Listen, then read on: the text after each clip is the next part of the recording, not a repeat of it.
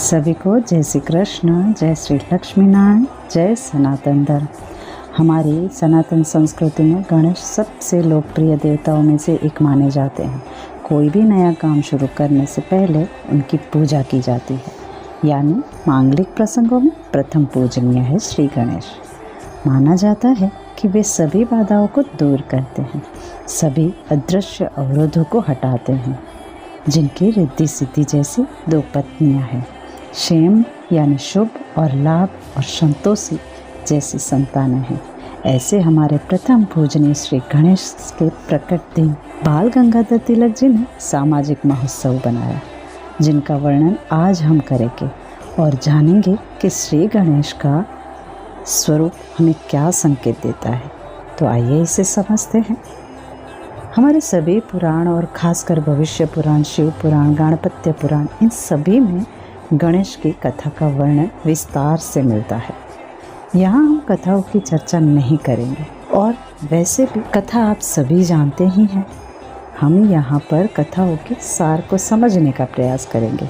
वैसे तो बहुत सी कथा का वर्णन हमें पुराणों में मिलता है, लेकिन उनमें से मुख्य जो कथा हमें मिलती है वह ये है कि जब माता पार्वती अपने मैल से या उपटन से एक आकृति बनाती है और फिर उनमें प्राण डालकर उसे सजीवन करती है, जिनका नाम विनायक रखा जाता है। अब विनायक का अर्थ होता है बिना नायक, यानी बिना पुरुष के, जिस अपने पिता शिव त्रिशूल से उनका मस्तक काट देते हैं। और फिर माता पार्वती के क्रोध को शांत करने के लिए हाथी का सिर लगाया जाता है। उसके बाद विनायक को गणेश, जिनका अर्थ होता है गणों के ईश यानी देवता, और गणपति यानी गणों के मुख्य देवता होता है। अब इस कथा के सार को समझे तो पुराणों में जितनी कथाएं आती है वो एक पहेली के रूप में है, जो हमें संकेत देती है, जिसे हम सभी अपनी अपनी बुद्धि की क्षमता के अनुसार समझते हैं।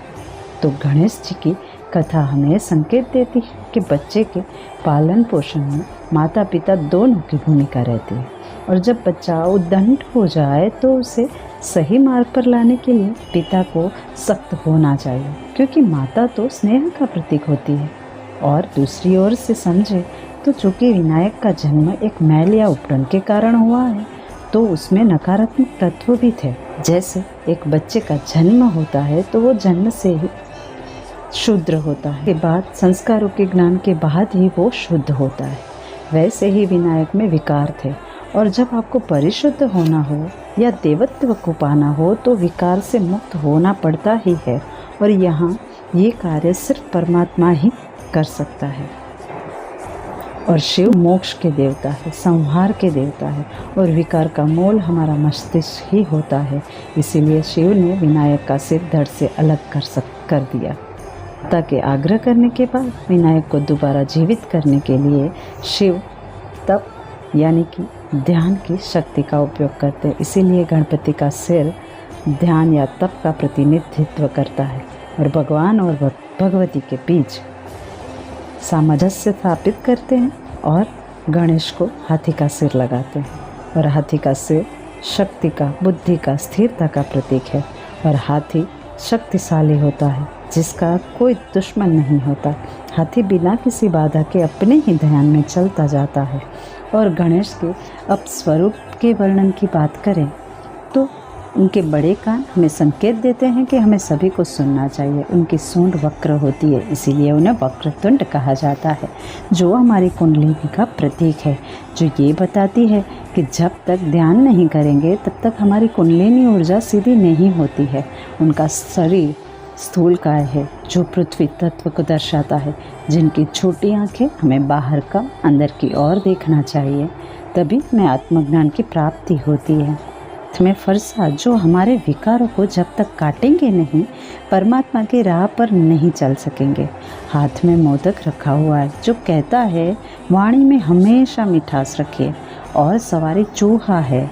संसार में मूसक ही ऐसा है जो अपना रास्ता बनाकर अपनी मंजिल की ओर पहुंच ही जाता है, जो ज़मीन के अंदर से होकर जाता है, जो संकेत देता है जीवन में मुश्किलें आए तो मन को स्थिर करके खुद के अंदर झांकना चाहिए, तभी रास्ते बनेंगे, अपनी मंजिल पर तभी पहुंच सकेंगे। तो इस प्रकार गणेश का शरीर का ऊपरी हिस्सा शिव निर्मित और निचला हिस्सा शक्ति निर्मित होने के कारण उनमें भगवान और भगवती दोनों के तत्व हैं, जो आत्मा और पदार्थ, आध्यात्मिक खुशी और भौतिक खुशी दोनों के परिचायक बनते हैं। इसीलिए गणेश योग और भोग के बीच बैठते हैं और उनका परिवार रिद्धि सिद्धि, शुभ लाभ और संतोषी, जो संकेत है सुख, शांति और समृद्धि का, जो जीवन में तभी मिल सकती है जब हम हमारी बुद्धि को स्थिर करके दूसरों की बातों को सिर्फ सुनकर, उनकी बातों को पेट में रख कर या पचा कर उन पर मंथन करके खुद के अंदर आत्मसात करें और संतोषी बनकर धैर्य के साथ जीवन में धीरे धीरे आगे की ओर बढ़ते रहें। तो इस प्रकार गणेश वर्तमान के देव है, जो भूतकाल और भविष्य काल के बीच बैठे हैं। उन्होंने सभी अवरोधों को हटा दिया है। वैसे ही हमें भी करना है और तब भी हम हमारे लक्ष्य तक पहुंच सकेंगे।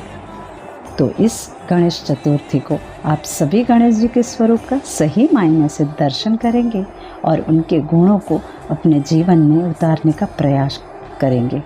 आप सभी को गणेश चतुर्थी की ढेर सारी शुभकामनाएं और प्रार्थना करते हैं गणपति बाप्पा आप सभी के विघ्न दूर करें, और उम्मीद करते हैं आप सभी को यह ज्ञान पसंद आया होगा। और अगर पसंद आया हो तो इसे ज़्यादा से ज़्यादा लाइक, शेयर और सब्सक्राइब करिए।